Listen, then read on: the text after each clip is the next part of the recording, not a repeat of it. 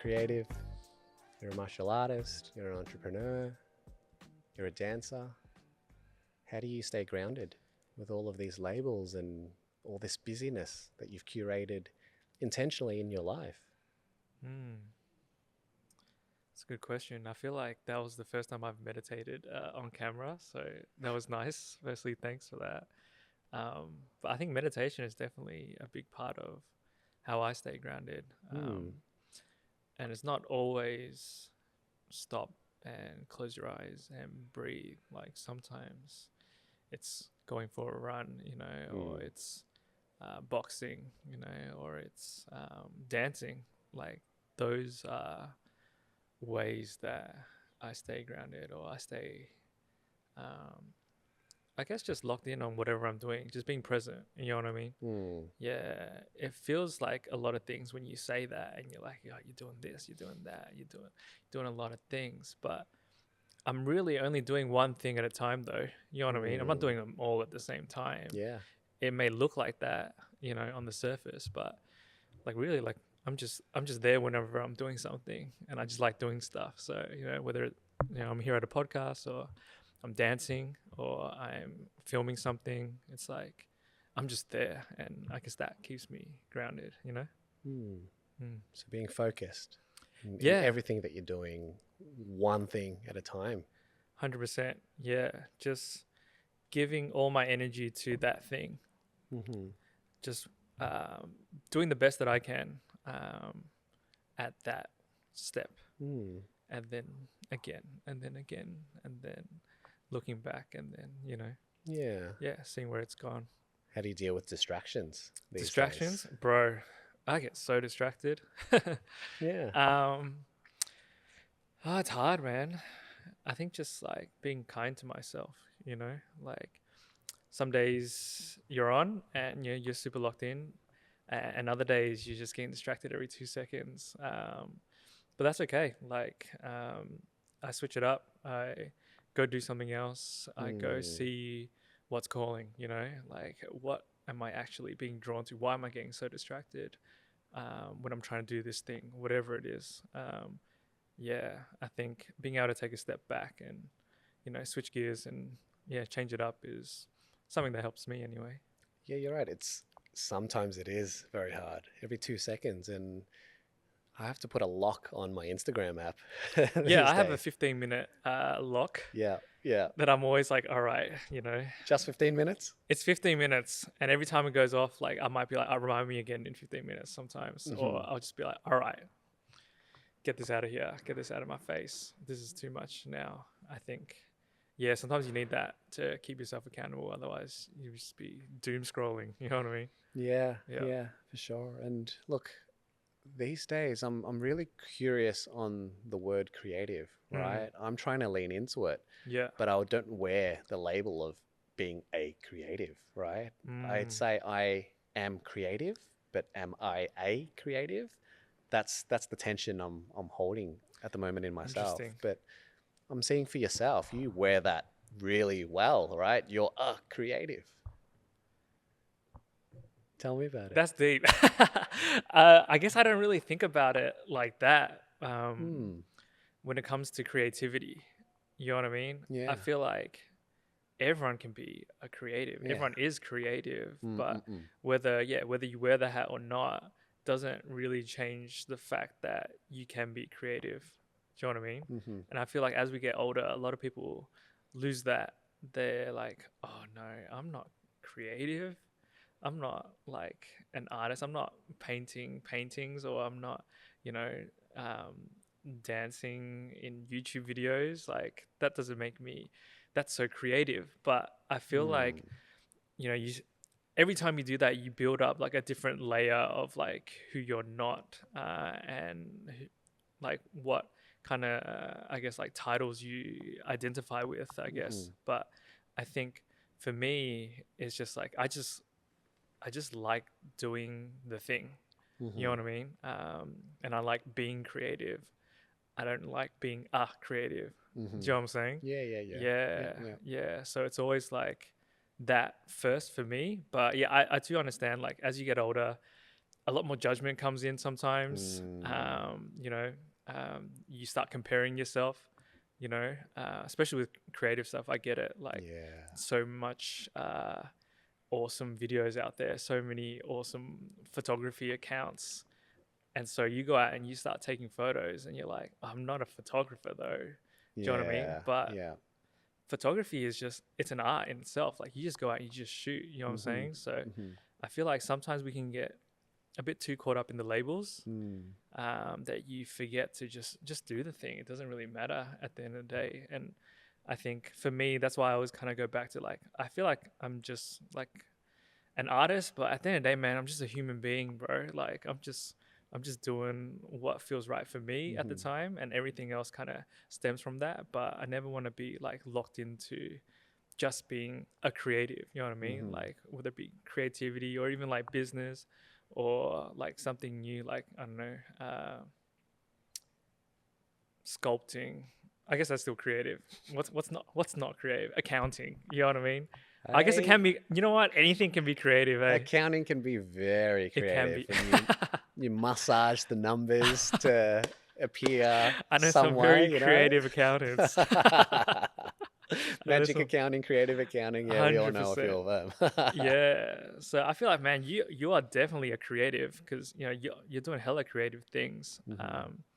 Yeah, and I feel like that's why we connect as well. Like this podcast is creative. Like speaking and actually holding conversation is like an art in itself. You know what I mean? So yeah, it's a lot to unpack though. I know what you mean. It is. And look, through this podcast, I've been involved. I'm not counting, but Jasper reminds me that we're coming up to 6 years of Okiru, right? Nice. Jasper and Gerald Heck yeah. started this baby and I came along and... Congrats. 6 years to be doing one thing is a long time.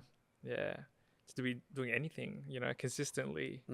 Yeah, it takes a lot of effort. Yeah. But tell me about Flying Art Studios because you celebrated your 9th birthday the other week, right? Yes, we did. Yeah. How 9 did years. it all begin? Tell Holy me about shit. it. Flying. Am I allowed to swear? Yeah, Okay. go for it.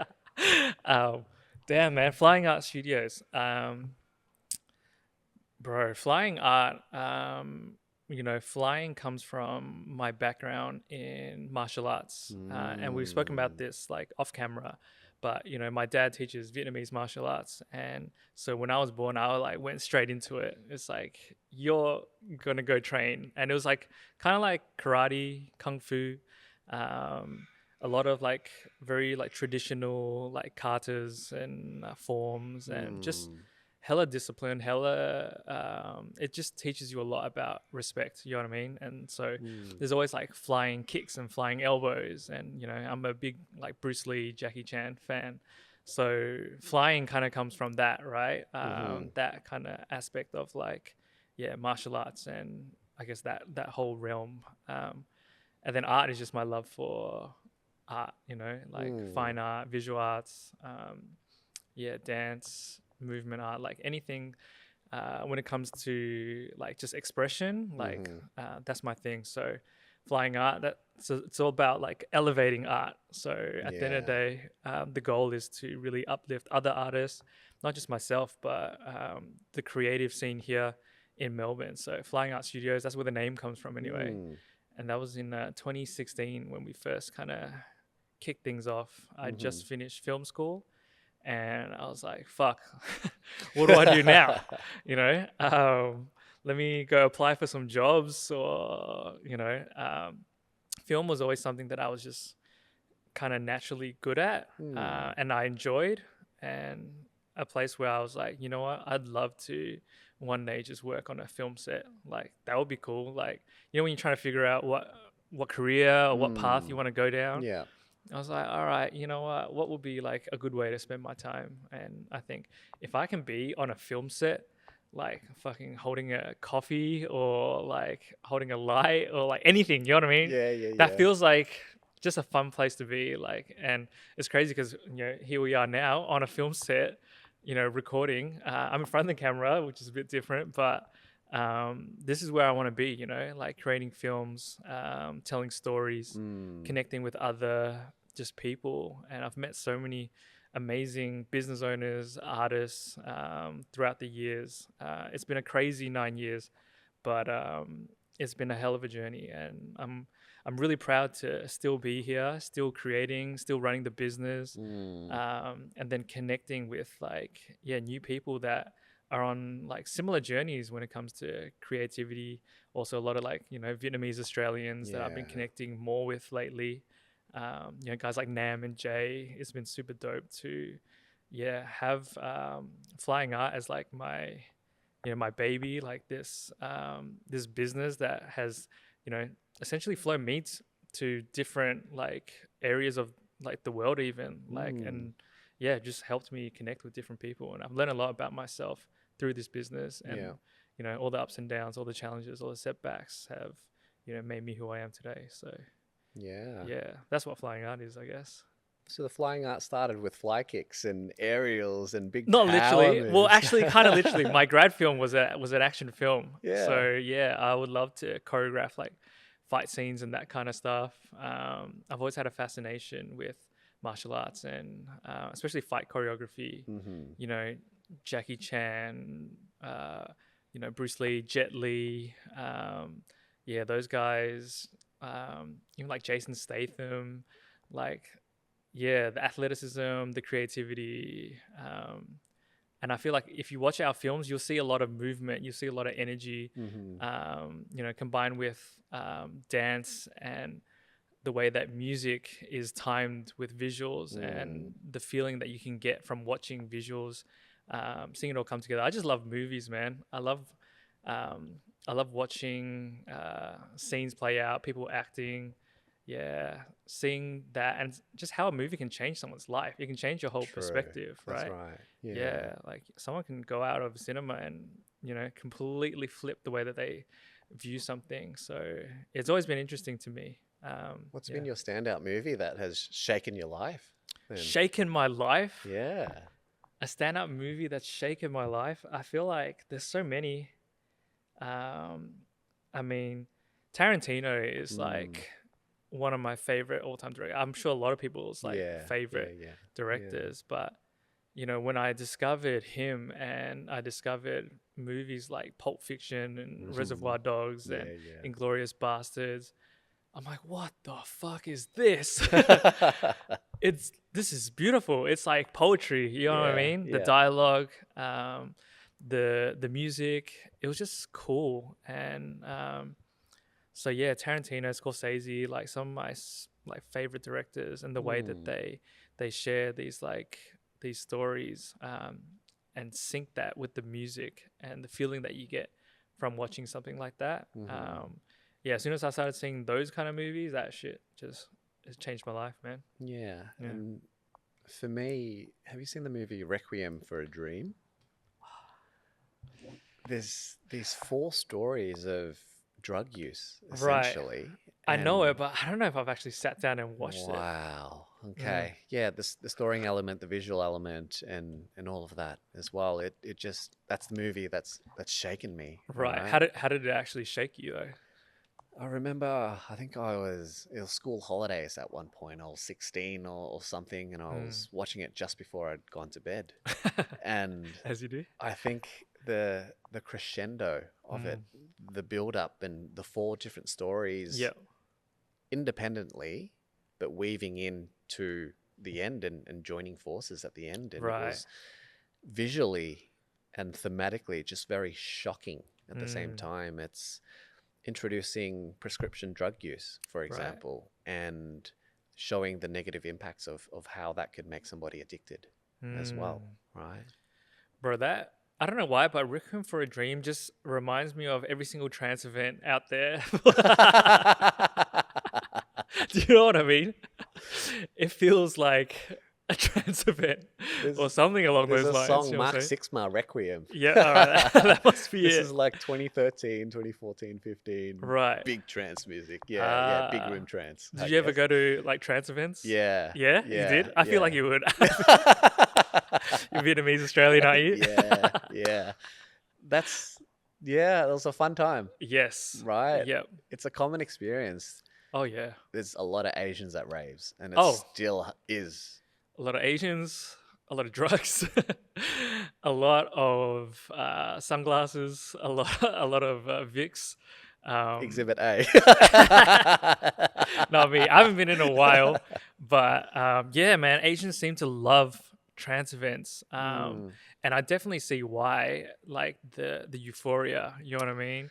The yeah. escapism, Mm, the feeling of like going somewhere, like going to like a almost like a different realm with your friends through music and mm. maybe other substances, but essentially through the music, right? Yeah, look, we grow up in somewhat of a high pressure and Mm, quite a tense environment, yeah. right? From a young age, I and many others, where you go to this tutoring, you go to tutoring for different subjects Yeah. as well, Tell me about right? it, So bro. when I was in VCE, I had a chemistry tutor, physics tutor, Oh English and God. maths, right? That's four extra, right? Damn. Growing up, I wanted to play cricket, to be honest. I looked Right. up to Brett Lee and Shane Warne and Damn. things like that. Yep. But I never got the chance to play because my time was filled up and my time was filled up with other things, right? So Mm, I think like my parents were very single-mindedly education is the only way to go. yep.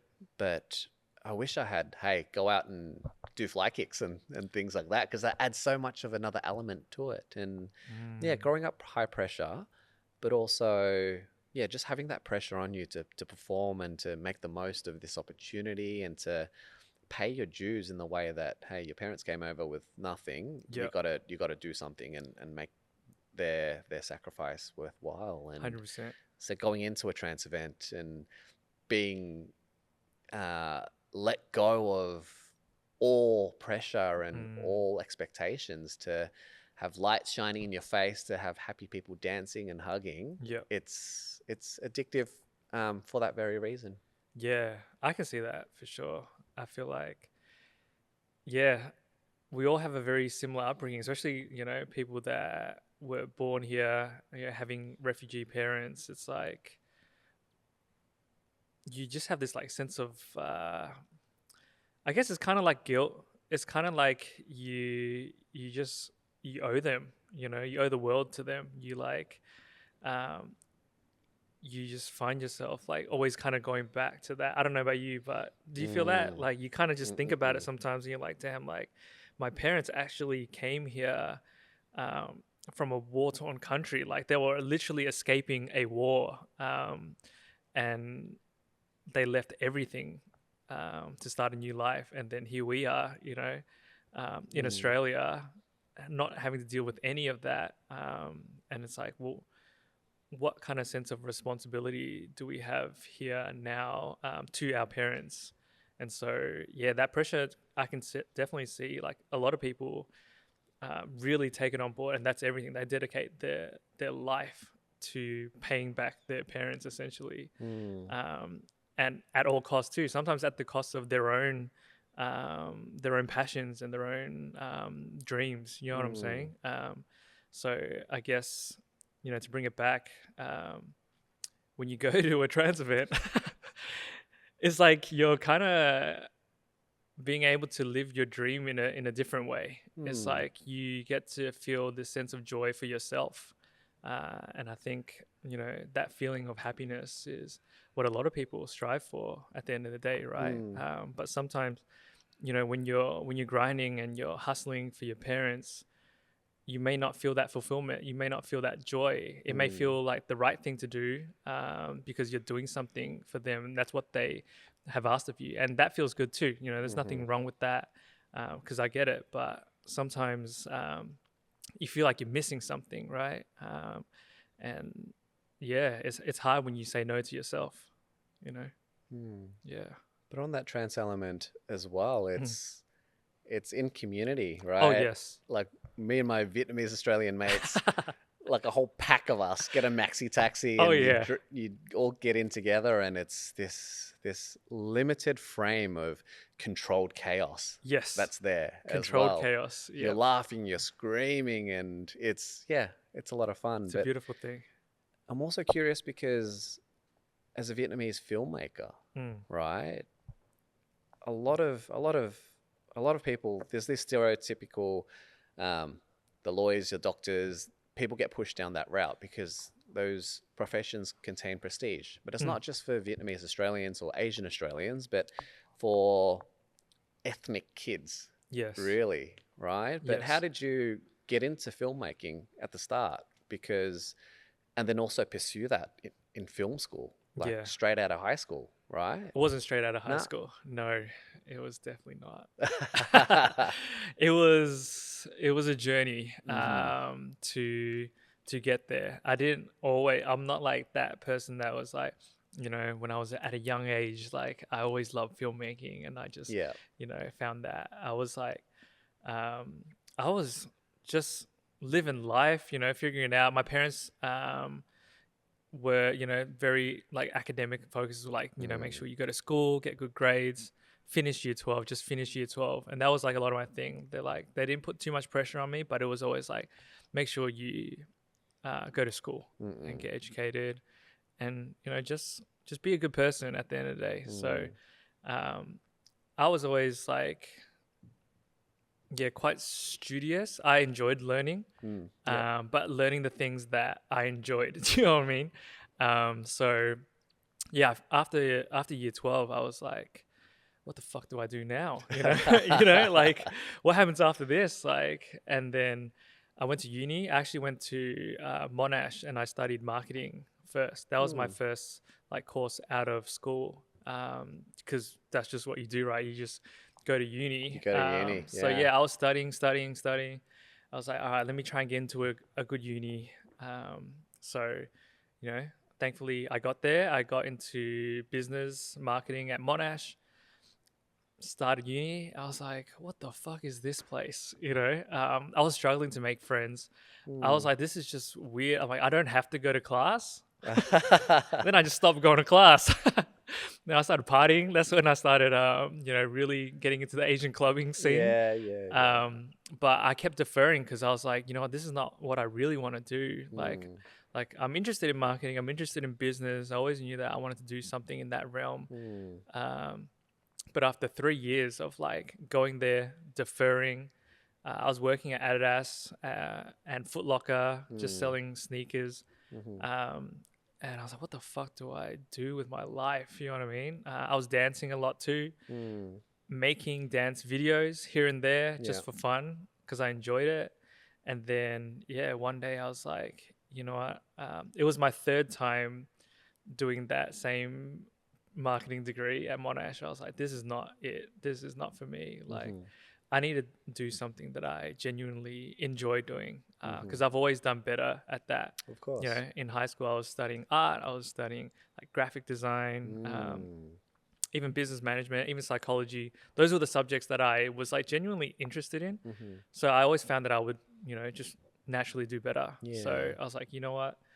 Let me try film school. Like, I wonder what that would be like. And I enjoy it. I feel like if I do this course, I'll at least get a degree in something that I actually like, and that will make my parents happy as well. They didn't get the opportunity to go to uni and graduate. So, and that was something they definitely pressured me into doing as well. Get that piece of paper. Yeah, get that paper. I'm like, man, fuck that paper. But I get it, so fuck. All right, this one's for them, but it's also for me too. Like, and I'm not going to be able to do it unless I enjoy it. Otherwise, 100%. yeah. So I was just like, fuck it, let's try it. Let's see what happens. So I went to film school. I loved it. I found that I learned more from my classmates than I did. A lot of people ask me, like, is it worth going to film school? Like anyone can just pick up a camera and you don't need to go to film school. But I think, like, one, you can get a degree and, make your parents proud, I guess. Get that paper. Yeah, on paper it looks great. But also, like, my classmates, I was very fortunate to meet some super talented, like, cinematographers, actors that I would just sit next to, and I would ask them questions all day, like, what's color grading? Like, what are lenses? Like, why is this lens? What does it actually mean? You know what I mean? And I was so curious, and I was so interested in, like, just making films. That taught me a lot, and that helped me, build the business that it is today. That is ultimately based on filmmaking. Mm-hmm. You know, like we do commercials, we do music videos, we do like short films, like anything, but the craft is what actually has helped us get to where we are now. You know, without that foundation and that skill set, like none of this would have worked. You know, Mm-hmm. so yeah. So, what advice would you give for somebody who's got a passion for filmmaking? Mm. They've got their phones, they've got a camera, Yep. and should they go to film school then? Or should they Uh, just go out and create and use life as a teacher? I mean, film school's not for everyone. I feel the theory side isn't for everyone, Mm. but if you can, I mean, it worked for me. Like it helped me. I know it's not for everyone, Mm-hmm. but if you feel like you're the type of person who needs maybe that structure or needs some kind of like mentorship, because some of the tutors are actually great. It's set up for you to, go into school and ask your teacher for feedback and ask them for advice. Mm. Sometimes it's hard to do that without, that structure. Yeah. And I never really had any like mentors or other filmmakers to look up to when I was like just getting into it. You know what I mean? Mm. Nowadays it's a lot easier, but yeah, if you're thinking about it and you feel like you want to, get amongst it and you want to do it like professionally, then why not? I feel Mm. like at the end of the day, it doesn't hurt to learn. But also you got to be shooting as well. I think that taught me more than the actual school itself. Like when I was in it, I was Mhm. just making projects, like just making stuff, Yeah. going out, hiring the gear. Also, you get free gear. So, Oh, if yeah. you're at film school, I was fucking every single weekend I would be hiring. So I had like a prelude, like a 2-door prelude. I would fucking chucking like lights in the back, just me like running in and out, just hiring gear, taking it out, shooting stuff. Yeah, it was fun. It was good times, man. Mhm. What did you Yeah. like to make then? Then what were you shooting? So car stuff, I'm assuming. Anything that I could. Yeah, car stuff, car meets. I filmed Honda Nationals back in the day, fucking real estate, Mm. short films, skits. Yeah. I did an ad for trampoline as a part of an internship, where I knew nothing about anything, Mm. but I just kind of I would just be okay with putting my hand up and just trying stuff. Mhm. Yeah, yeah, and that's like the best film school you can get is going out there, seeing what it actually looks like when you hit record, when you set up a light, when Mhm. you have an actor in front of you who's trying to say some dialogue. Like Mhm. all those little nuances help define you as a filmmaker. Mhm. And how did you turn this passion, this craft, into a business then, and having it run sustainably for Bro. 9 years? It's just a mean It's feat. fucked. Man, any business owner, will get this Yeah. when I say that you're like constantly putting out fires like every day. It's a struggle, but you know what? I think I learned a lot from the people that I work with. A lot of my clients, because I'm making videos for a lot of brands, a lot of companies, a lot of artists even. I spend a lot of time like talking to them and asking them, and also just observing, just seeing the way that they work. You know what I mean? And that, I guess, was my business school. Mm. Going into the field and just well, all right, how do I actually make money from this at the end of the day? Because we got a studio in 2017. That's when I quit my job, and I was like, fuck it, I'm just gonna go all in on this. Whatever happens, happens. Send it. I'm gonna send it. I can always go back to working in retail. It's not gonna be Yeah. that hard to find that job again. But I was 23 at the time. I was like, if I start my business now, by the time I'm my age now, By the I'll- time I'm 30. yeah, by the time I'm 30 and I look back on it, I'll be glad that I started earlier. Wow. So I don't know how. Maybe I was a little bit delusional as well, but you know what? I was like, I think I'll thank myself in the future if I just start now. And while I'm still, young, I can make mistakes. I can just try stuff out because, I have less responsibilities essentially, and so yeah, I just sent it, and then every single day I just show up. I was like, look, if I spend 40 hours a week at a job like a 9 to 5, um, I'll be making the same amount of money regardless, right? But Mm. if I spend that same 40 hours on myself and I push it and I know that I just back myself, I could probably make a lot more than that Mm. in the long run. Maybe not Yeah. right now, but Yeah. maybe in the future. Um, I believe in myself. So, yeah, man, I just fucking sent it. I was definitely working more than 40 hours in the Oh first yeah. couple years. Hmm. It was very hard. We were just eating like mee goreng. But it took a bit of time, but slowly but surely we started to gain more clients, building more relationships. The brand started to grow. Hmm. Worked with bigger clients. Learned a lot more from those clients. Asked Mm. questions. Hey, what do you think of this? Or like, do you have any feedback for me? Or, Mm. I've been running my business for like 3 years now. Like, what do you think? What would you do if you were running my business? Like questions like that, I would just Mm.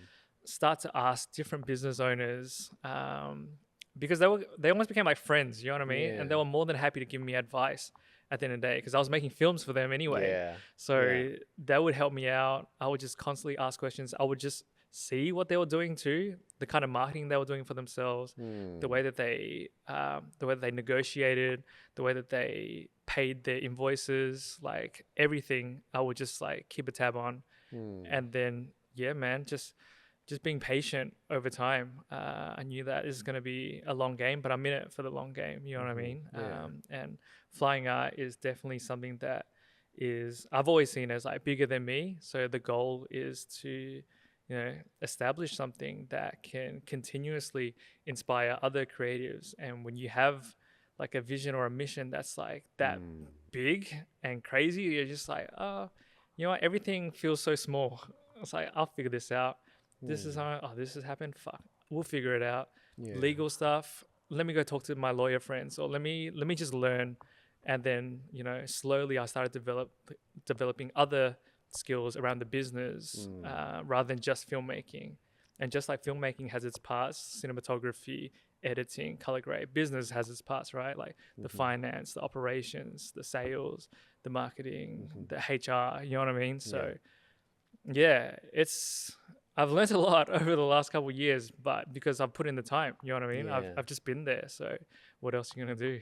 Have you wanted to give up? Have you wanted to say, Oh look, yeah. nah, this is not for me anymore? Or how close were you to giving up the Oh dream? man, there's been times, I would say like two very definite times Yeah. where I felt like, fuck, how am I gonna keep doing this? Like, is this even sustainable? Hmm. Is it even worth it? Would it be easier if I just went and got a 9 to 5 job and worked for someone? It probably maybe would be easier for the short term, but I don't know. Yeah, COVID was one of those times. Like, oh Hmm. my God, the world is ending. Yeah. Is this even possible? We can't even go out and film. Like, what are we gonna do? You know what I Yeah. mean? Um, and then just coming out of COVID too, like that was super rough. And Hmm. yeah, and I had times where I really doubted myself, man. Like, and yeah, I'd be lying if I said it was like just easy, Hmm. or it's just like I've just been hustling the whole time. There's definitely moments where I've had to just question myself, and just look inward, or just take some time out, even.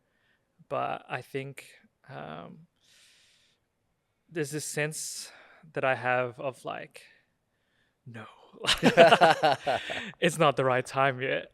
I think I'm the type of person, and maybe it's from like my like sports background. Hmm. I used to love just playing sport, and it's like the game is not done till it's done. Hmm. Or you like boxing, for example, and you have to give it everything you've got. There's this sense in me of like, I'm not going to stop this thing until I feel like I'm done. And right now, I feel like there's still so many things to do. Do you Hmm. know what I'm saying? Yeah. So it Yeah. might be a rough time, it might be a rough day, but it's only so small in the grand scheme of things. So, um, yeah, 100%. There's been times where I feel like, oh man, it'd be easier just to quit right now. But yeah, it's not the right time, you know? So the mindset of a fighter, of a boxer, of a martial artist Yeah, informs you and your mindset.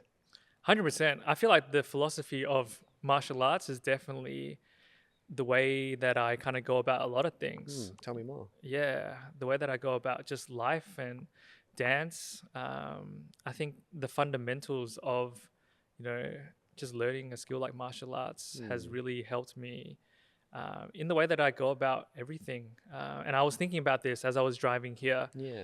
I was like, what is it that kind of helps me um, do what I do? You know what I mean? And I think at the end of the day, like respect is like something that has helped me do everything. Yeah. Yeah, having respect for myself, having respect for like other people, and also having respect for like the cultures that I participate in. Do you know what I mean? All these all these things, like it wouldn't be possible if I didn't have that respect and that sense of like yeah, just like understanding for whether it be me or the person across the table or yeah, the cultures, whatever the craft is, like Yeah. yeah, trying to bring Yeah. more understanding to those things and just having some respect for it, I think goes a very long way. Okay. Yeah. So, yeah, you participate in so many different cultures, right? There's one that you're born with that you've inherited, Yes. but there's also cultures where you choose to participate in. 100%. So with dance, there's an element of there's hip hop, Yep. right? Tell me about your participation in hip hop culture. Then. Oh man, I've always loved hip hop. Yeah, Yeah, since I was young, from as early as I can remember, in terms of listening to music, Mm-hmm. I've always gravitated towards it. And it's funny because I was just listening to Michael's podcast where he started speaking about like outcasts coming together and how he related to that. I was like, 100%, man. Like hip hop, you know, hearing the African American story and how, you know, how they were treated, but also how they fought back against, you know, societal structures. Yeah, man. And guys like Eminem, you know what I mean? A fucking white rapper from Detroit making it in hip hop. Yeah, yeah.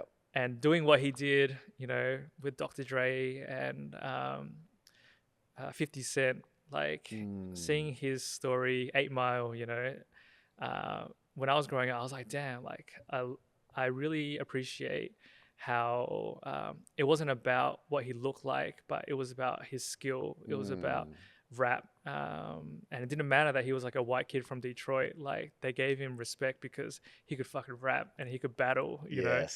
And so I've always been drawn to that when it comes to like hip hop culture. And now that yeah, it's been years, and I got into hip hop dance, but I have a massive respect for, you know, the other elements, like from rap to DJing to, you know, MCing and graffiti. Like yeah, everything about hip hop culture has kind of shaped the way that I go about life as well. Is yeah, I start to realize that yeah, hip hop is not just like something that I'm doing now. It's like something that it's just the way that I live. Do you know what I'm saying? The way that I socialize, the way that I listen to music, the way that I play music and connect with other dancers. It definitely is just a lifestyle. And just like the way that you grow up as a Vietnamese Australian, it's not something that you do, right? It's just how you are. Yeah. It's just a part of who you are as a person. And so I feel like hip hop has become that for me. It's like, it's just a way of living and, yes, like a culture that I've connected to, and, you know, I'm very much a part of it as like just being within the culture. Do you know what I mean? Yeah. Instead of just doing it, it's like a different kind of thing. Yeah. So yeah. For me, you're right. The element of the Black American struggle, it was a form of poetry, of rebellion. Yes. Right. Expression. And just expressing yourself. Being able to say something, you know? But doing it in a lyrical, in a matter where I'm a better MC than you are, than you. There's this ego and arrogance and the craft and mastery to it all as Yes. well. Yeah. So you take that into your life, and I'm curious because I've never explored hip hop culture. Like I listen to it a lot, Yep. right? And Yep. not so much these days. Like when you talk about hip hop as a way of life, for me, it's yoga, Yes. right? It's the introspection and introspection and the mindfulness and the harmony that I can find in yoga and Yep. in life. That's how I relate. But I'm curious in why you say that. Why is hip hop a way of life? How does it show up in your day to day? Oh man, that's a big question. I feel like it starts from the moment that I wake up. You know, it's the music, what I play, just like bouncing my head, Yeah. feeling good. The party. I think the connection between, hip hop started as just like a party in the South Bronx, in 1973. It was a birthday party. The DJ just started playing music and people started like hanging out. And I think, as a Vietnamese person, you have a lot of family parties growing up, right? And I grew up with my mom had like 14, 15 siblings. Yeah, right. So I have a lot of cousins. And I'm sure a lot of Viets out there have a lot of cousins as well. And so when we get together, it's a party. It's like Get lit. Yeah, we get lit. We drink a lot, a lot of Hennessy, a lot of beer, and I think, yeah, that is just It's always been a part of growing up for me, socializing, and I think hip hop is very much a social culture. Clubs, hip hop clubs, bars, even like battling, like the way that they exchange with each other. It's like it's a connection thing. So for me, I just found that I just really resonated with it. I feel like I love this, I love everything about this. And so I just dedicated myself to learning more about it and understanding the history of it and, how, someone like me from Melbourne, Australia, can connect with this African American culture in New York. And yeah, I don't know, man. And I get you when it comes to like yoga, because I feel like yoga, I've been practicing here and there, like more as of late over the last couple months. But I think it's like the philosophies and the teachings that they provide for you. It goes further than just the craft itself. You can integrate that kind of wisdom into the way that you go about anything. Yeah, so I feel like hip hop has helped me, in the films that I create, the way that I talk to people. Just the vibe. You know what I'm saying? Yeah. No, I'm saying. And when you talk, yeah, exactly. Like things like that. This is a slang. And I'm sure if you start talking to yogis, they have their own kind of this way of living as well, and the spiritual side of it, and the way that they meditate, the way that they even just like just breathe. I feel like it's crazy how something that can be so surface level. You can just go out and just do yoga, right? You can just go out and just do like a hip hop class. But if you really participate in the culture, it can change your life. And I feel like, it's honestly, I wouldn't be where I am today if it wasn't for like hip hop and expression and art. I think there's definitely a lot of other ways that people express themselves, especially as guys. I feel like sometimes it's not every guy can go out there and say, hey, like I love dancing or I love yoga. Do you know what I mean? Yeah. A lot of connotations, especially back in the day. You might get bashed for that. Growing up in Springvale, like it was not a common thing.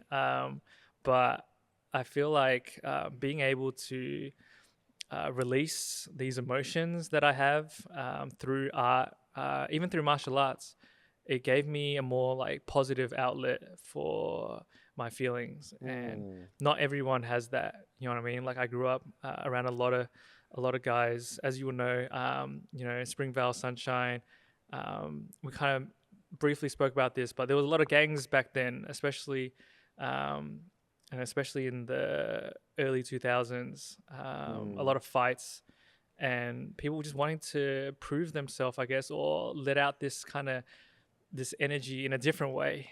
And yeah, I saw a lot of that, and I feel like that kind of deterred me from going down that route, going down, um, yeah, that whole realm, and pushed me towards something, yeah, more positive for me. And I think you can see in the hip hop culture too, and the gang culture, in the States, and the violence that comes with it. Like hip hop was a way to stop the guns, stop the knives, and actually just battle with your lyrics, you know what I'm saying? Or Yeah, battle yeah. with your music or whatever it is. So, yeah, man, it's life changing. Wow.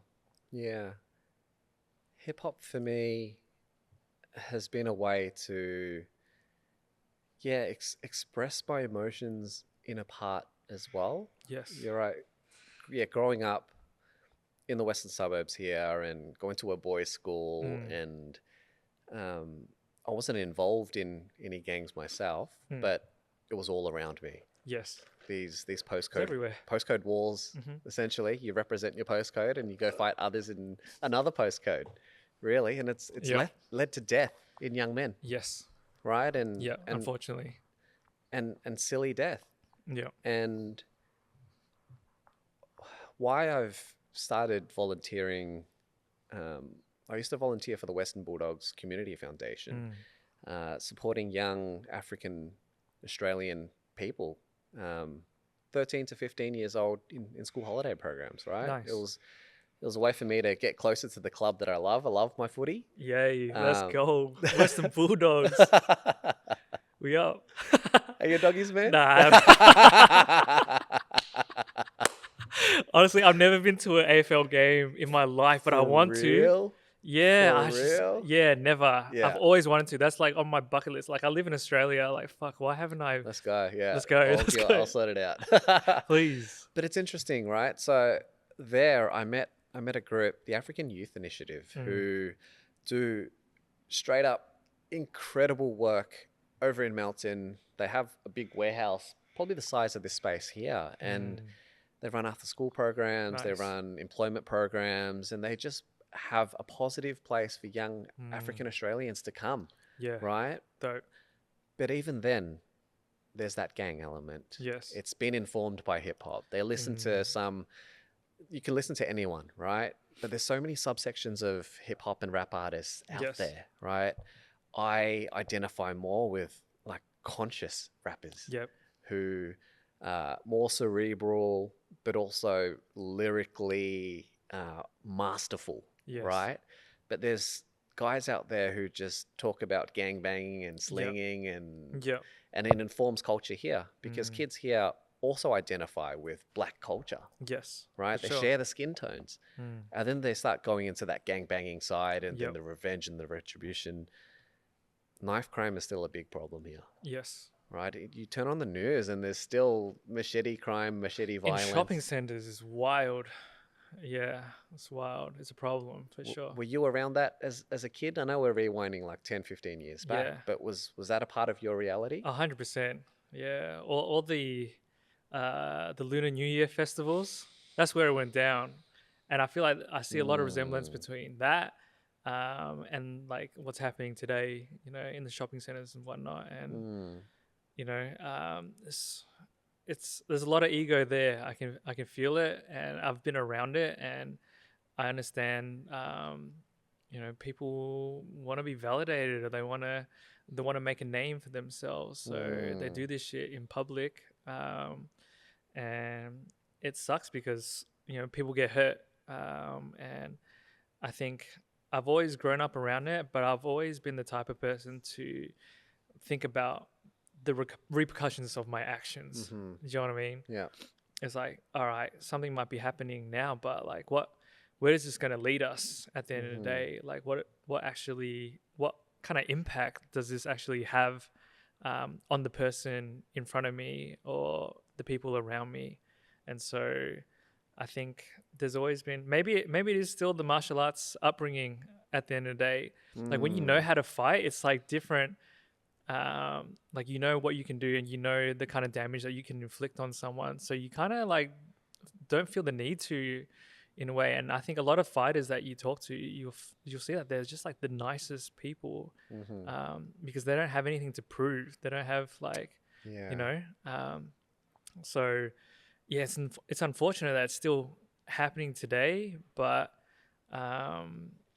yeah, I feel like there needs to be more, you know, places where, you know, kids can use this energy and point it in a different direction. Like, what would happen if you know, had the same amount of focus that you're focusing on going out and fighting, you know, and fucking trying to chop people into your own business, you know?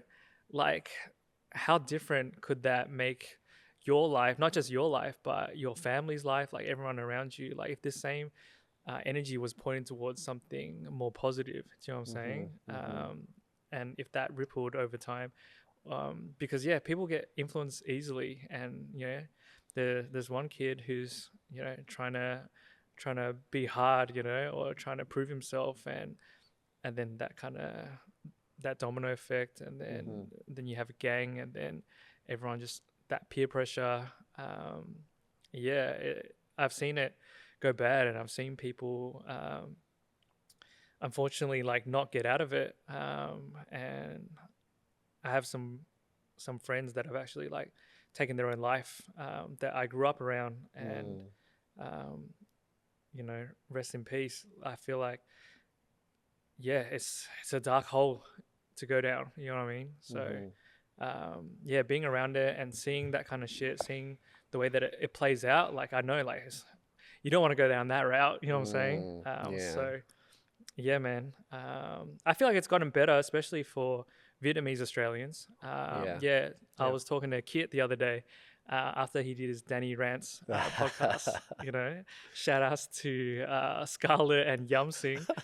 But yeah, we were talking about how things have changed a lot since then. You know, you don't see that the clubs have been great. Like, you know, everyone is very respectful, and you know, you bump shoulders with someone. Sorry, bro. Like, yeah, sorry, man. Sorry about that. Yeah. Let's go get a drink. You know, the ego is not there like it used to be. Yeah? So yeah, at least it's changing and it's getting better. It just takes time. Yes. Right. It takes time to integrate. 100%. It takes time to feel more assured of yourself and your position in life and in society as well. And you're right. It's a bloody great time to be Vietnamese. Yes. And then also a great time to be Vietnamese Australian at the same time, right? You look at the motherland, the fatherland, whatever you wanted to refer it as, it's thriving. Yes. Right? They're pulling themselves out of poverty and into a super economy. Yes. Right? Yeah, man. I think Vietnam's going to overtake Australia at some point. There's like the level of production and the level of creativity over there is insane. And the way that they're developing and the speed that they're developing, they have so many people as well. 100 bloody million. Yeah, 100 million compared to what's here, like what, 30? Yeah, 27. Yeah, 27. Yeah. Yeah. So, you know, strength in numbers, they're going crazy over there, especially like the film industry as well, and V-pop scene. Yeah, it's beautiful to see. I feel like we're kind of like here, we're kind of like in our own realm. It's an interesting one to be kind of in between Australia and Vietnam like that. Do you know what I'm saying? Yeah. They're working with less constraints at the same time. Yeah. Because here, everyone talks about cost of living now, and that's true, right? Yeah. It's bloody expensive to bloody live. Yeah, just to live. Yeah. The cost of living. Crazy. So we talk about our Vietnamese side. We talk about the combination of growing up from refugee parents, right? Yeah. But what does it mean to be Australian for you? Oh, I think about this a lot, and I think this kind of reminds me of like your conversation with Nam, you know, and how he was saying you're always gonna get othered. Like when he went to Vietnam, he felt like, oh, I'm too Australian for the Vietnamese. I'm too Vietnamese for the Yeah. Australians. You know what I'm saying? Mm-hmm. And I've definitely always felt like that. But lately, I've been trying to just embrace both and start to just see myself and understand myself as this mix of being super Vietnamese, but being hella Aussie as well. Like I was born here, and whenever someone asks me like where you come from, I say Australia because I was born here, and my parents are Vietnamese, but I'm very much Australian, and I may not look like Australian. Do you know what I'm saying? Yeah. But I am, and I have a Vietnamese background, obviously. But I think for me, like the way that I've grown up, you know, my values, the people that I've interacted with, like the multiculturalism, the diversity that I've been around, it's a unique experience. But if I'm in America or if I'm in Europe, like I'm from Australia, they're gonna look at me like you're Australian. So I'm proud of that, and I feel like I wanna represent that, and especially for the Vietnamese Australians, because I didn't see many growing up. Well, there wasn't many. You know what I mean? There's not many like us, and so hopefully in the future, as the next generations come through, we're going to be more and more integrated into Australian culture, and people are going to be a little bit more like, oh, okay, you are Australian, just like how the Europeans came over here, and all the Greeks and Italians in the third or fourth generations now. I feel like we're kind of on a similar path in a way where people, everyday Australians are becoming more integrated with Vietnamese culture. Absolutely. Like banh mi's, for example, and Yeah. iced coffees. Like everyone knows what a banh mi is nowadays, right? Yeah, dude. So it's a good time. But also, I feel like we're paving the way as well. We're kind of setting the foundation for the future of Vietnamese Australians. So that's why I was so keen to be here, you know what I mean? And to talk to you and to connect with more Vietnamese Australians, because I feel like, if we don't do it, like who else is going to do it? You know what I'm saying? Yeah. Like I love that. I love that sentiment. And the community starts with us. Yes. Right. But when you do say, hey, you're overseas, I am Australian, what does that mean to you? What does representing Australia mean to you? Because your Ray gun. No. Fuck. No. Fuck. No. Nah. That's like hip hop blasphemy. No. Right there. I mean, I feel like being Australian overseas, I think it's like, I ride a kangaroo to school. There's spiders and crocodiles in my backyard. But fuck, it's a beautiful place. There's fucking the best coffee in the world in Melbourne. The food is like, you get everything, right? You get what you want. You get what you want. It's just a melting pot of different cultures. So I think we bring such a unique perspective to everything that the world is not used to, and most people aren't used to, especially in Europe or the States. And I think I feel like it's cool. I feel like I love being Australian, and I love like how I've grown up and the way of life here.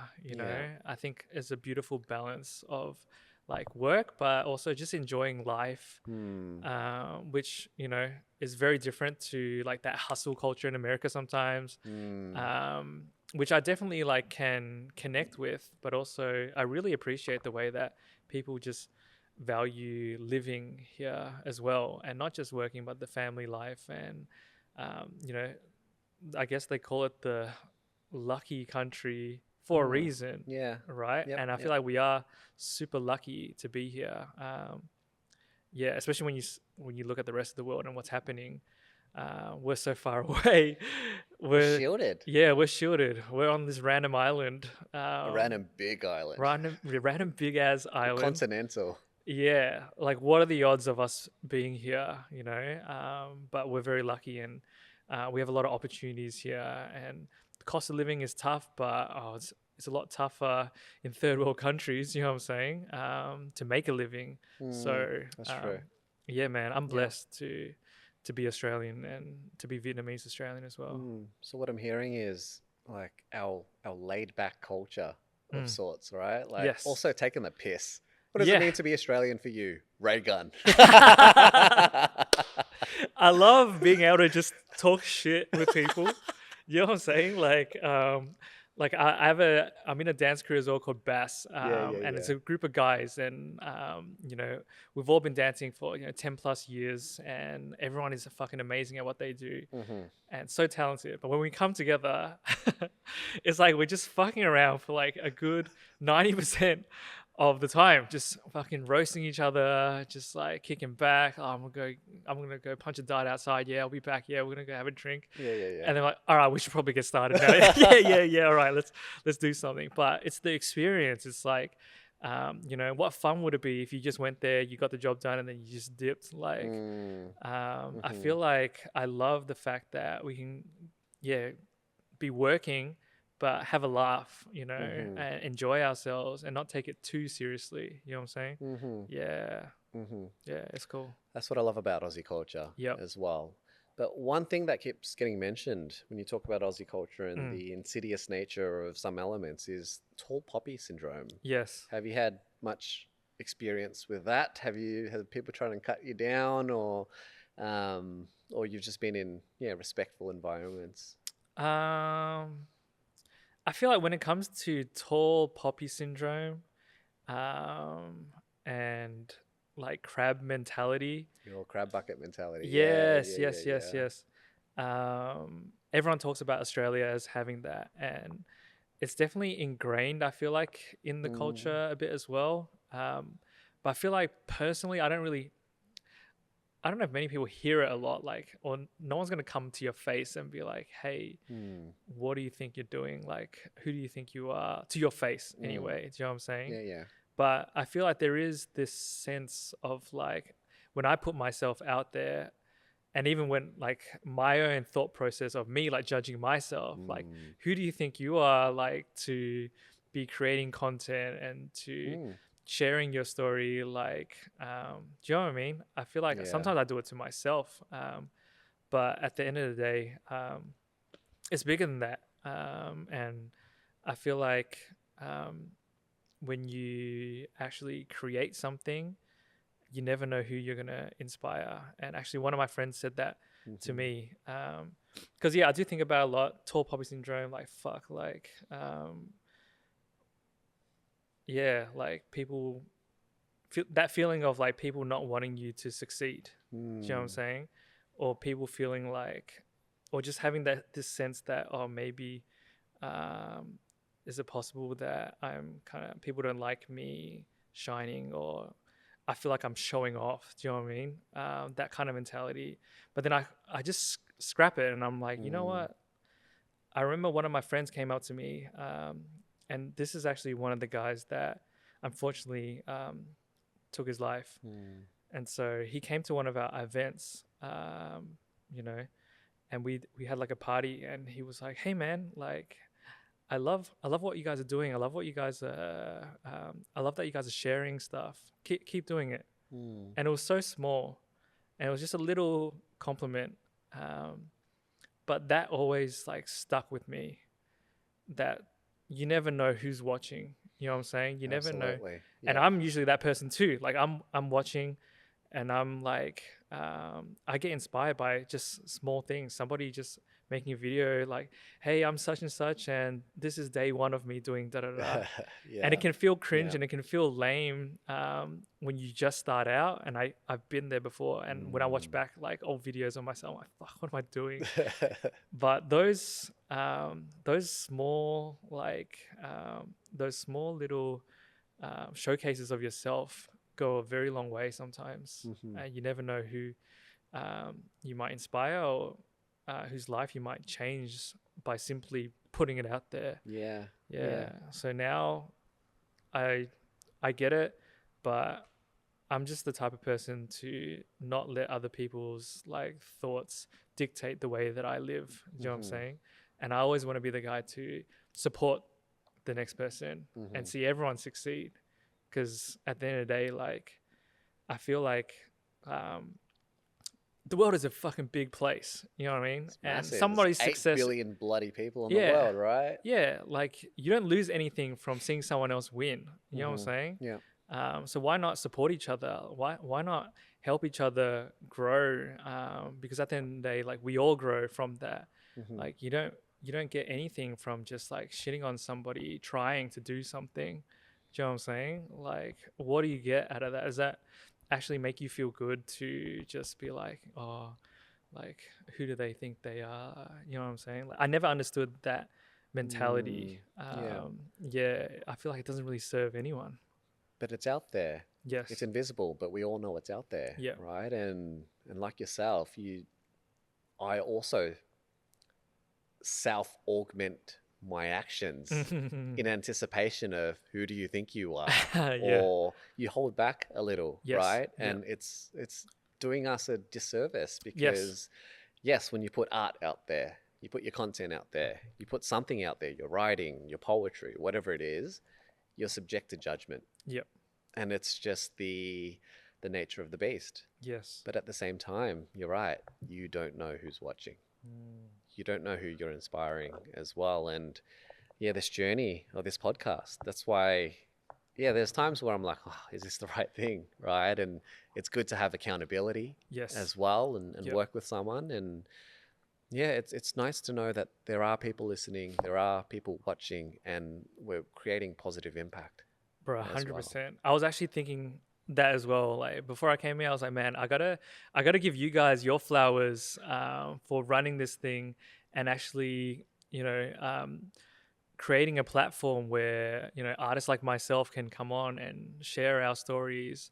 Because it takes a lot of effort to actually, get these mics here, get like this camera and this light. Like it takes time and energy, and not everyone has the patience or grit to do something like that.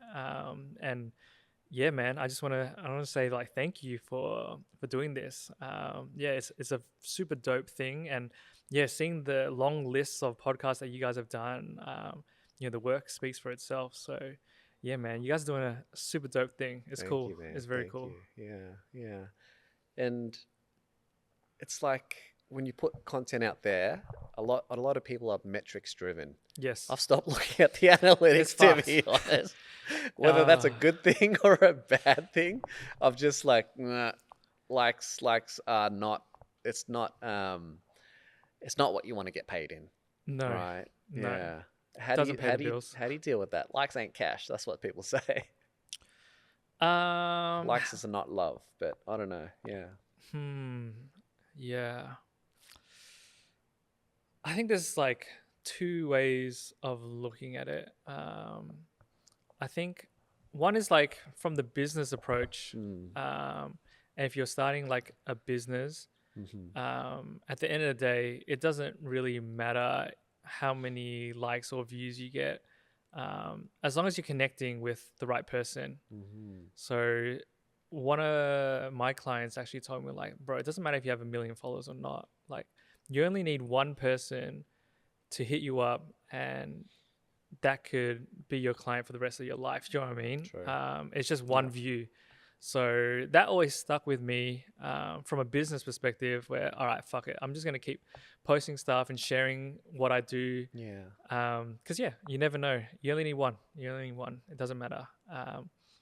The flip side is, I guess, how much people enjoy what you're putting out as well, and being like not just being aware of like how people actually are engaging with your content. True. And are people actually connecting with it, or are they enjoying it? Like why is this post actually connecting with more people? Is it because it's more real, you know what I mean? Or is it the way that the lighting is in this video, or is it a reel, or is it wide? There's so many aspects to it in terms of like social media nowadays. True. And I just look at it as like feedback as well. It's data, it's like analytics. And so you're definitely going to be playing to an algorithm as well. So I don't get too tied up into views and metrics, but it does matter at the end of the day. Yeah. So yeah, because I am an artist as well, there's always this part of me where I can let go and I'm like, I don't give a fuck. Like, Yeah. this is just how I feel. Do you know what I mean? Yeah. I'm just putting it out there because this is how I feel. Yeah. But then, yeah, there's the flip side of that as well, where I can look at it and be like, all right, why did this do well? And why did this not do well? And just look at it objectively. True. You know what I mean? There's nothing, I still love the work in itself. And I make sure that that's always number one for me. Yeah. I'm proud of what I created. But why are people viewing this more? Why are people sharing this more? Is it because, because of X? Maybe I should do more of that. Yeah. Just a feedback. tool for feedback. Yes. Yeah. Just numbers don't lie. You know what I mean? The numbers don't lie. That's true. Yeah. So you look at it and you're That's like, very all right. true. Yeah. It's like, all right, what's working? What's not? Cool. And then doesn't matter. You know what I mean? It's just, it's interesting to see it. I find it interesting anyway, to see what's working, what's not. Yeah. But I don't let it dictate the way that I live. I'm not going to lose sleep over views or likes, or, you know what I mean? Yeah. Like, it matters, but fuck, man, to me, it doesn't matter that much. Like, it's like, who are you as a person? Yeah. Do you know what I'm saying? Yeah. And I think, nowadays, a lot of people are so tied up in followers and, just social currency, I guess. But I find that it's performative as well. Yeah. Right. Just because you have 1 million followers doesn't make you a dope person. You know what I mean? But sometimes you rock up and like, oh, this guy's got 1 million followers, right? Yeah. People add prestige and respect to it, right? This artificial number, that's all it is. It's a number on a screen. Yeah. For me, it's like, why does he have 1 million followers? Yeah. Is he an incredible actor, or he's an incredible painter? And how has he built that following? Is it organic? Is it real even nowadays? You never know, right? Yeah. So Cristiano Ronaldo got like immediately 5 million followers on YouTube. Yeah. I mean, it's fucking Cristiano Ronaldo. That guy's pretty good at what he does. Yeah, he's excellent. Yeah, you gotta respect that. Yeah. He's all right. He's pretty good. So we're cooking up something as well, right? Vietnamese Australian Professional Network, and taking over with creatives, right? Yes, I think when this episode airs, the event will run. Yes. Do you reckon will it be before or after the event, you reckon? I think this will get released in like September, right? Okay, So why have you wanted to be involved, and why do you want to create a space for Vietnamese Australian creatives to get together? Yo, shout outs to Vapin. And the community of Vietnamese Australians, connecting other professionals. Celia hit me up because I hadn't heard of it until she sent me an email.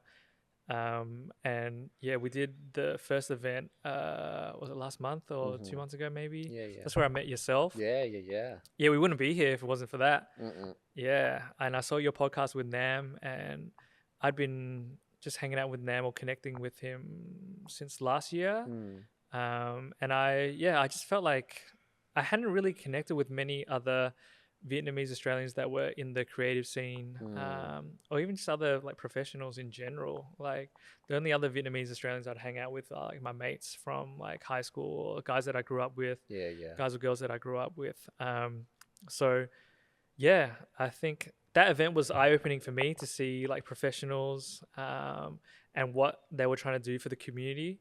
And I've always been drawn to that and this aspect of, growing the Vietnamese Australian community. So I was super aligned already. Yeah. And to see what it actually was, to experience it, to sponsor it, to capture it as well. I think after that night, we went to Section 8 and Nam had his Nam Jams thing there. Jams, yeah. That was like Vietnamese inspired as well. And then I don't know how the idea came about, but we're like, let's do a creative takeover. And I'd always like been looking for a place where I could connect with other, Vietnamese Australian creatives. And I think at Section 8 was like the first time I had been out and like met other creatives in the space.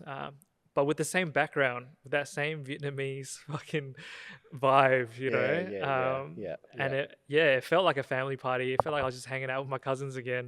Yeah. So for us to come together, with our different backgrounds, different upbringings, but same culture, to put our heads together and to collaborate and, to create something.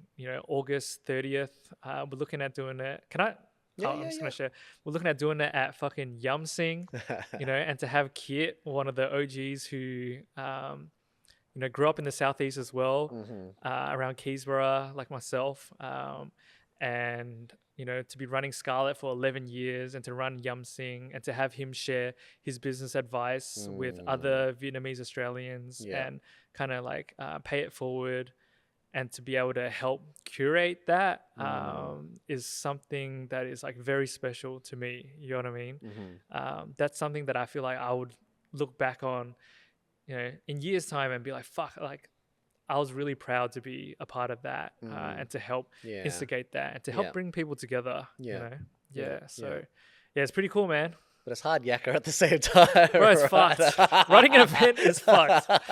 If you like want to run events and you think it's gonna be fun, bro, it's so hard. Sometimes you don't know what you're signing up for, right? We had so many things to think. It was here. Like I planted the seed in Nam's head. I'm like, hey, yo, I've been involved with Vapin and I've attended the first event, right? And to me, it was really special. And just before we started recording, we're talking about names, right? I go by Liam in life. Liam? Yeah, but like my parents named me Lim. Yeah. So I've anglicized my name, so it's easier to pronounce. Right. Right. So people think Lim, or they go Lim, Lim, Lim. I'm like, don't give me questions. I just want to give you one name, and I want you to know what it is. Liam. Yeah. And it sounds strong too, because you end on a lower tone, right? So I've absorbed Liam, and then I met a young friend there at Vapin the first time. He's like, his name is Elvis. All right, he's an actor as well. His real name is Elvis? He got named Elvis, right? Cool. He's a gangster. Yeah. Damn. But his Vietnamese name is Mao Lao. Oh. Which is some sort of dragon. Long is dragon. Yep. Right? And he told me, and we're talking about like why this existed and why people put the Vietnamese people together. And there was like a watershed moment where, I'm not sure if you follow politics up in Sydney, but there was a young politician, aspiring politician who got, I think, pre-selected. They're like, hey, yo, she's going to run. It's Cabramatta. We're going to bring you up.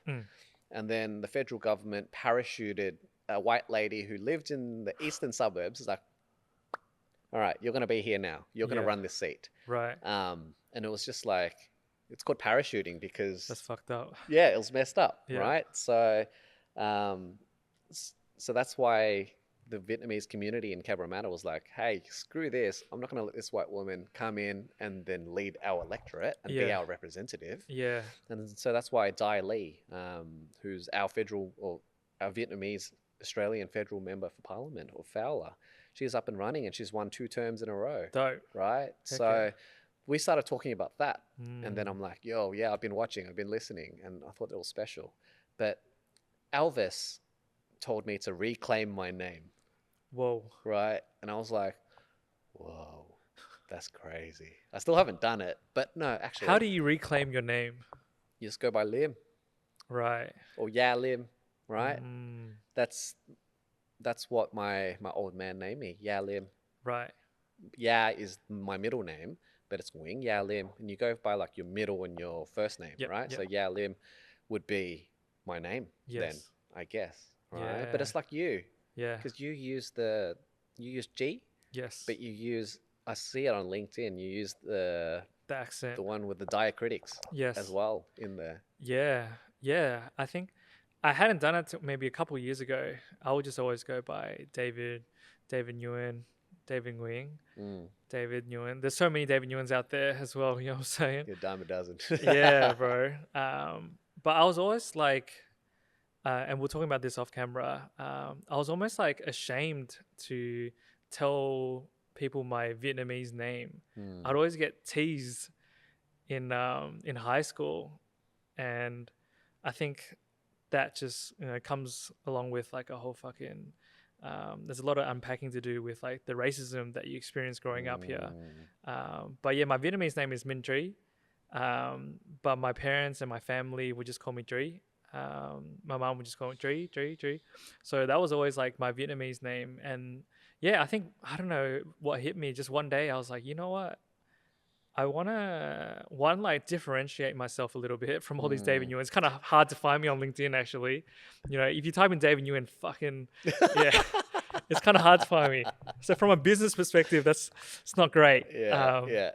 But also, yeah, I want to reclaim my Vietnamese heritage and be proud of like who I am Yep. as a Vietnamese person in Australia. I don't want to have to hide this or feel like I'm going to get bullied because of my name. Do you know what I mean? So yeah, I actually did a bit more research into what Dre actually means. And I realized that it actually means like the direct translation is like intellect or like having a vision or just being smart. And I was like, oh, fuck, like I'd love to be smart. maybe I should use my Vietnamese name. So yeah, I was like, yeah, from that day on, I was like, fuck it, I'm going to bring in my Vietnamese name into my name and just change my profiles, update everything to be David Dre Nguyen. And yeah, I haven't looked back. Like every time I see it now, I'm like, it's like a little nod to myself and to the Vietnamese community, and this blend of like, you know, East and West for me. Yeah. Yeah, it's a nod to our shared ancestry, Yes. right? Yes. And culture, but also a nod to your parents because that's 100%. the name that they bestowed on you. Yeah, for sure. Yeah. I owe a lot to my parents, man. I know a lot of Vietnamese parents are very strict and you know, and not to say that mine weren't. I definitely got fucking smacked when I was a kid. but they have a lot of trust in me. They have always believed in me. They've always supported me whenever I wanted to do something. Like this is random, but I used to play volleyball in high school. Yeah. And I actually played for Australia. Like I took it serious. Yeah. Yo, I was whoa. gonna go pro. That's Holy what shit. Yeah, I haven't told many people this, but I actually thought that I was gonna like finish high school and just go play volleyball in Europe or something. Yeah, I was like that dedicated, and man, my parents would drive me to trainings, Yeah. pick me up, drop me off, and I was training in the city. I'll do like Australian youth camps, in like Bendigo and stuff. Damn, dude. Yeah, and so they've always like helped me achieve whatever I want. And so yeah, I'm super grateful to still have both of them and still have like a great relationship with them. You know, it is very, you know, a Vietnamese parent relationship where we talk, but we don't talk that much. You know what I'm saying?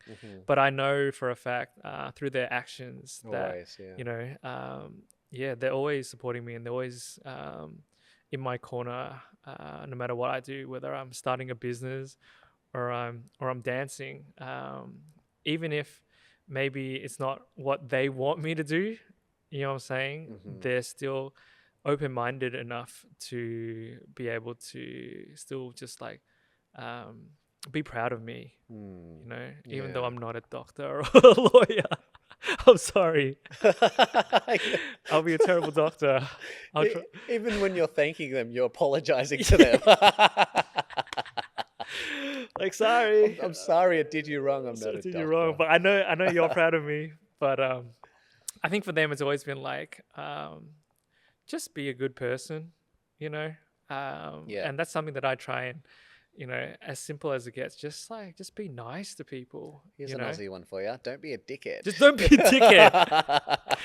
Rule of thumb, just don't be a dickhead. No dickheads. No dickheads allowed. Yeah. 100%, bro. I hate dickheads.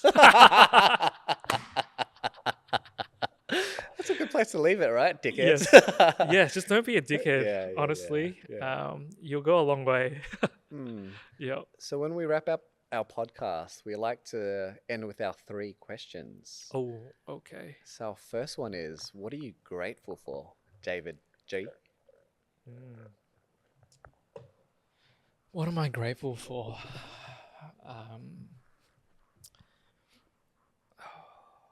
this is something I've been thinking about a lot. And I'm always like practicing gratitude, and I try and do it on a daily, and just appreciate the little things. But um, I wanna give a shout out to someone named Fiona Tran, who passed away due to cancer not too long ago.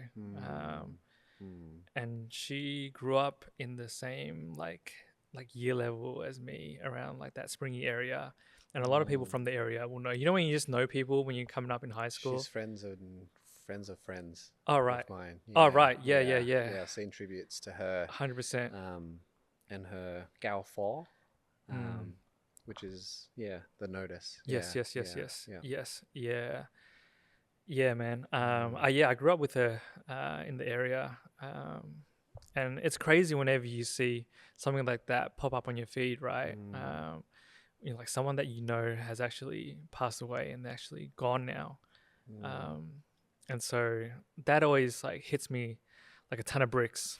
And unfortunately, it's happened one too many times for me, but whenever that happens, it kind of just snaps me back into reality. Like, fuck, like I'm just grateful to be alive, and to be here, and to be still doing this thing, just fucking breathing. You know what I mean? Just to see another day, because you never know. So yeah, right now, man, I'm just grateful to be here, and just to be able to be here today, just be present. Yeah. Well, thank you for sharing, and shout out to Fiona. Yes, and her family. All her friends as well, everyone. Rest in peace, rest in love, and thank you for gracing your presence on this earth. 100%. Right. Yeah, rest in peace. Our next question is, what have you realized?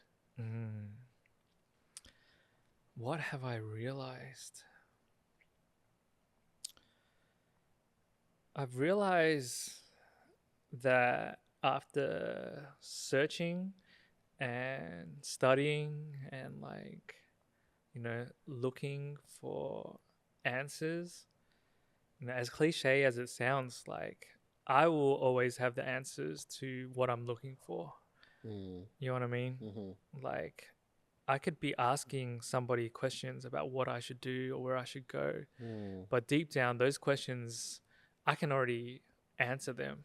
I know what answers I'm looking for, but sometimes it's hard to just stop and listen to yourself. Yeah, so I've realized that I need to just listen to myself a little bit more. And sometimes you don't need to search externally. You gotta look internal to find whatever it is. Yeah. So deep down, we know all along. Right. You'll be surprised. Sometimes it's a bit of a journey to get there, but it's there if you keep looking. That's what I found anyway, for me. No matter how awesome like some people look, like not everyone has the answers that you're looking for.